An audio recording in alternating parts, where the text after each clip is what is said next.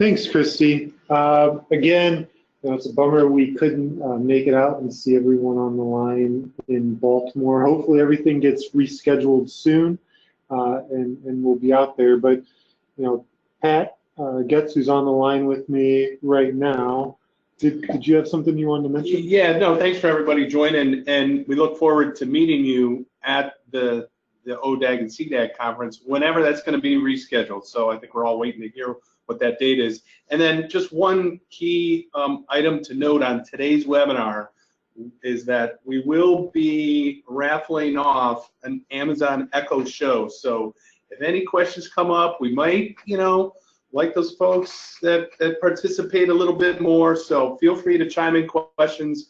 The ODAG and CDAG conference, this would have been our third year participating. It's a great community of sharing information and really building networks. So I hope you enjoy some of the content that John's going to be presenting today. Our goal, and there are a lot of vendors in the space, but really, what is our purpose? What is our goal? Our goal is to really, alleviate some of those burdens and worrisome that a lot of the health plans that we find ourselves talking to. So we really want to provide technology that gives you your weekends, gives you your off hours, back in your life, and be something more than just a production shop of processing appeals and grievances, and really providing some data analytics, some root cause, and become more proactive. So I'll stop talking, but send in your questions today in the next 25 minutes or so. And at the end of the presentations, I'll chime in and let everybody know who is the brand new winner of an Amazon Echo show. Perfect. And again, we figured over here at Kiriworks that, I had planned on talking about more in the show today anyway, so I might as well see who's available and see who wants to listen to me. Pat and I planned on coming by to talk about not only the universe reporting, but reporting on our inventory, reporting on our financials, reporting on our business process. And throughout the solution, throughout the Kiriworks Appeals and Grievances solution, we're generating, analyzing, and collecting data throughout that process. And we're guiding all of those users throughout their appropriate path and process dependent on the type of appeal and case, and priority, and who submitted it, so on and so forth, so that we can make this data available and then actionable. So we kind of categorize all of our reporting into business or regulatory. Some of the first things I want to touch on real quick are our business, more interactive type reporting. And what you're seeing on the screen is our at-a-glance dashboard.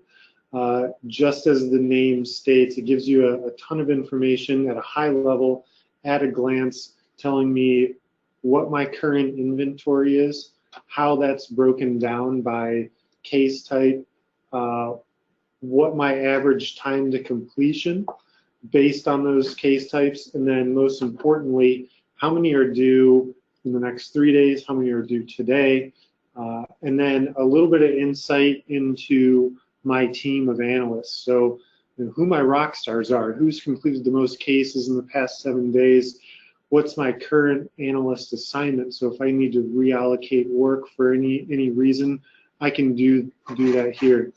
The other thing that you may have remembered from the webinar email are thresholds, and you can see those with the 5 triangles on the screen.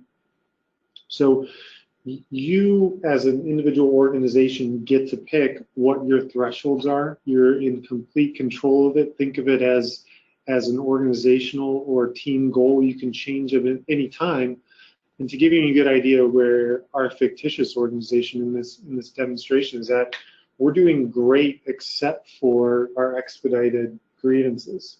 Our expedited pre-service is at 1.99. Our threshold's at 2, so we're just under what our threshold is as far as number of days to completion. And then if we go look at a standard pre-service, we're about 2 days under. A standard post-service, we're just about a day under what we want our threshold to be. So that's this year's goal. You know, maybe as we move forward, we move that down to a day and a half for expedited, maybe 17, 16 days for pre-service, so on and so forth. Another one we kind of break down by case type now is our grievance dashboard. And this could look overwhelming at first, but all this information is purposeful and useful. So starting with the top left, we get account and delineation by grievance type over the past 365 days. To the right of that, we get an overall grievance breakdown over the past year. As we go down a row, starting with the left again, we get our active count, and you can see another threshold that we've customized there. So in our world, and given our typical volume, we want to be no more typically than about 60 active grievances. We're trending about 8 over what we typically want to see. So that's a quick heads up as to our current inventory. Maybe I need to reallocate some staff to get this number back down. And then our active grievance breakdown. And then grievance by provider, whether that's an individual, or group, or a facility. If they're tagged on that, we have that information. And then at the very bottom are the actual cases themselves. So as I click through this dashboard, you're going to see a lot of these items update. And the one I always like to highlight is other. Other is, as I'm sure everyone on the phone knows, an acceptable grievance category to CMS. You may have an additional internal grievance category that you use. We can certainly modify this dashboard to accommodate, but if you don't, maybe I need to do some further digging. As soon as I click on that other slice of the pie, it's now updating my counts over the past year to only show me those grievances classified as other. It's updating my grievance provider list to only show me the providers and their appropriate counts on grievances classified as other. And then down at the very bottom, it's only showing me those grievances. And what this allows me to do is open them up and do any further investigation if I wanted to. Actually, John, that was a question somebody had posted online was, can I access that individual case? Oh, yeah, absolutely. So anytime that you see, it's a great question. Anytime you see an Excel looking format along the bottom of one of our dashboards, you can easily access that case from there. If I wanted to be able to search maybe 2 different categories, I can highlight those here as well. If I ever want to remove those constraints, up in the top right allows me to clear those. And just as I did with the grievances, maybe I want to get a count on maybe a certain problem provider. So if I click on that provider, now I'm getting a breakdown of their actual grievances over the past year, the types, and then again, the ability to access those. So what the real important thing to take home here is the ability to take all of this data and make it actionable with the ability to drill down and really get to the particular case or particular grievance or set of grievances that you're looking for. Then as we go even further into our items are, the next 3 days. The next 3 days, like I always say, can make or break an organization when it comes to timeliness, when it comes to compliance. So we want to make sure that we're staying on top of cases that are due in less than 72 hours. And again, you can take a look at our threshold here, and we have a ton of cases up in the top left. Our typical threshold is about 20 cases. We have 55, we're 35 over. So this is about the time where I come in the morning and I look at my dashboard that's constantly updating. It updates every 5 seconds. Say, hey, it may be time for me to ring and sound the alarm. We need to get some bodies on these cases that are due in the next 3 days. And if we look at the very bottom, we get an even easier color-coded breakdown to ones that are due today, ones that are due in the next 2 days, and which we'll never want to see within our solution, but some of the cases that are even possibly overdue. Now, I do want to mention that this is kind of a reporting webinar, but there are thresholds and there are ticklers and reminders in place within the Kiriworks Appeals and Grievances solution that will annoy people as much as you want them to. You get to set the thresholds, you get to set the number of days out, and emails will go out to the analyst, possibly the analyst supervisor, or whoever owns that case at that particular moment. Maybe it's claims, maybe it's in an MD's hands, maybe it's in a clinician's hands. So our goal is to never ever let anything go out of compliance. As I click through here, we get kind of a deeper breakdown from that at a glance dashboard, where we're seeing our average case to completion as a number of days by our analysts, and we can even break that down into case type if that's something that you're interested in, along with their current assignment, and then their assignment in the left on the pie chart for cases that are due in less than 72 hours. And just like any other dashboard within the solution, I can limit my results by clicking on a certain person and getting their specific cases. So if for whatever reason I need to highlight maybe a set of these cases or open them up or take over or reallocate them, I can do that directly from this dashboard. John, another question was asked if a user could create his or her own report. Yeah, that's a great question. So as long as the manager of the department wants you to have that ability, you can. That comes pre-built into the solution. And the great part is they're configured right here in this client.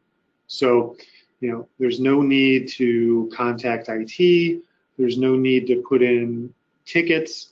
It's all point and click configurable. And actually, that's a good idea. Maybe we'll do another short webinar in the future on how easily these are designed. Great question. Yeah, and it just always seems like there's new attributes being added, or CMS makes some changes, and without having to contact somebody in IT, which will take maybe a couple days, couple weeks. We really want to provide that self-service approach for the business users out there.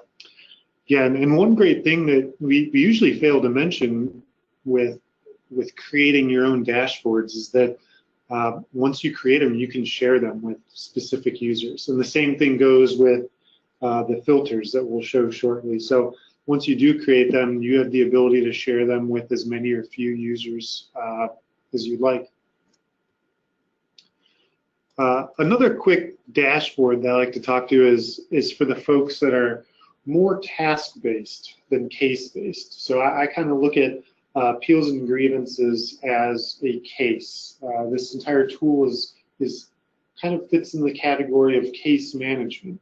But there are tasks associated with each one of those cases, and the reason for that is so we can ensure users are performing the required work, that we're gathering the required data, that they're generating the required documents, so on and so forth. So what we've done is we've created a new dashboard that allows both the managers or directors of these departments to see all active tasks along with all active cases. But the great part is for the users of the solution, so your analyst auditors, your nurse clinicians, your MDs, your pharmacists, when they log in and look at this same dashboard, what they see are only their tasks and cases.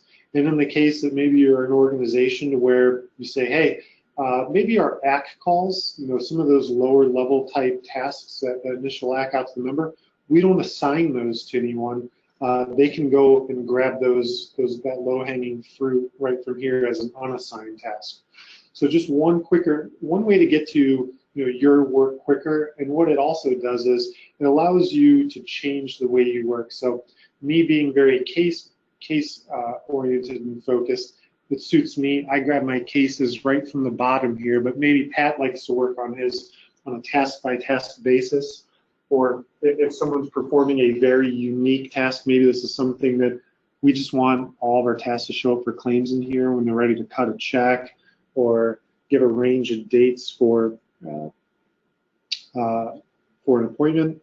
They can do that right from here. And then again, as the manager, I can click on any user or set of users on my team or on a set of teams and go in directly into those tasks or the cases that hold said tasks. And then on the right, we get a breakdown as to the type of task available to them and required at the time.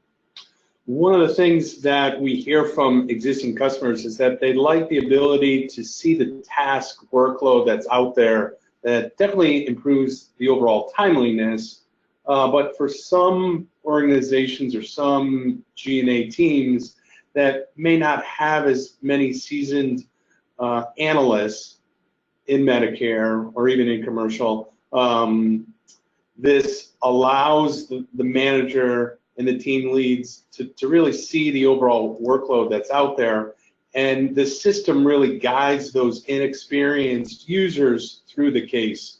And all of these tasks are system generated, they're automated based on the attributes on each case. So something key to note there. Yeah, we talk about data-driven reports. That's a great point, Pat. That data does drive the reports, but again, like I mentioned earlier, that another point I really want to stress is that it drives the process that generates those reports. So, simple things like we mentioned earlier to what type of case it is, what's the priority, is it pre or post service, who submitted this appeal or grievance. That's going to dictate, what path that this case goes down. Do we need to review to see if it's a valid expedited case? Did it change priority? Because we know later on that's going to show up in a different universe report simply because it changed priority. And we know that it's going from path A to path B now. So all that data ensures that any user working that case is performing the correct tasks that CMS says we have to do, but also so they're performing them so the solution can collect the appropriate data. So I know we got about 10 minutes left. I want to touch on just two more dashboards and we can get into the universe, the one that everyone always asks about. And this is just a quick insight into our timeliness. Now again, this is not your regulatory quarterly reporting. This is not your regulatory timeliness reporting. This is just a visual. We have all of that regulatory reporting behind the scenes, but this one is just easier to read in a visual sense. So up top, we're getting our overall untimely percentage, where we say we want to stay under, let's see here, under 4, and we're about 2 3/4. So good, not great. Along the right is how we can dive deeper into a subset of dates. So if I wanted to click and drag, within a certain date range, I could do that here. And what that will do is actually update all of my fields within my dashboard here. Now, what you can see is we're looking at reconsiderations, redeterminations, grievances. And the nice part is you can see when I blanked it out that if that particular type of case didn't exist, we completely remove it from the dashboard so it's easy to read. Again, we're highlighting those untimely ones at the bottom. As always, we can click to open up any of those particular cases. And if we're not looking for a very specific date range, of course, up here in the top left is the ability to choose at first, a year, and then maybe I want to drill down into a quarter, and then maybe I want to drill down into a specific month. So you have a lot of flexibility as to how, again, you're getting that data. Finally, one of our brand new dashboards that we've recently developed is what we call our financial risk dashboard. So you may have seen us hint to this again on the webinar invite, but the two biggest ones, aside from what our inventory was and what our total claim amounts were, average claim amounts over the past year, past fiscal year, are what is our current appeal risk. So we know that any appeal that comes in was associated with a claim or a set of claims, and we know what that dollar amount is. So what we do is we aggregate all of those appeals and give you your current appeal risk. And again, you're seeing another threshold here. It looks like our threshold is a little over $1.2 million, and we're about $120,000 over that. So we're getting a little hot under the collar, but we're still okay because we're obviously not going to overturn every single appeal that comes in through the door. But what happens when we do overturn those or partially overturn those and they haven't been effectuated yet? So over here, right to the right, is again another subset of data that you get to put a threshold on that dollar amount. And ours, if I can see correctly, is about 20,000. We're about a little less than 1,500 over that. So those are ones that we've overturned or partially overturned that is still active, and that claims has not marked that appeal as paid or effectuated. So great insight into active appeals here. And lastly, again, the item that I'm sure most folks on the line here are most interested in, probably the biggest pain for them, especially given the time of year, is your universes. So you can see over here on the left, I have my universe tables, and I have one up. I have my table 5, part 5 table, part C, table 5, tongue twister, up. And again, important thing to mention is that we're breaking that data apart. So, in your organization, maybe you want to have a separate first, last name, or you want to have them together. We're breaking that out for you. You want a date in a format that just about 99% of people in the United States use, month, day, year. That's fine. We're going to put it into the appropriate CMS format. You want to have a time, not in military time, on the object. That's fine. Let's see if I can find one here. Time. We're going to convert it to that military format that CMS requires. Maybe in your organization you like check boxes. That's all good and great. What I'm trying to get across to everyone is that we're converting each one of these data points into the CMS appropriate fields, so that you can be sure you'll always easily coast through an audit. Things like translations between who submitted it. I tend to like normal words like, hey, a representative submitted this, or the member submitted, not B for beneficiary or BR for beneficiary's representative. Point is, we're making all those transformations for you right here in the solution, so that, again, if I were to click on another table, I can bring that universe up with a single click. That one just happened to be blank. So John, what you're essentially stating is that folks on the line, anybody using the technology, can generate a universe at any given time. Yep, yeah, and we just pulled table 6 up here. And then again, if we need to export it into Excel, as I'm sure that you all will, one additional click, and you can see, along with our corrected column names and values, are all exported directly into Excel. So again, I want to thank everyone that's on the call for taking some time. Hopefully everyone's enjoying this webinar from their office. Hopefully everyone who actually made it to Baltimore has made their way home. by now. If you haven't, I wish you luck, and I hope to see everyone on the line very soon when this event gets rescheduled.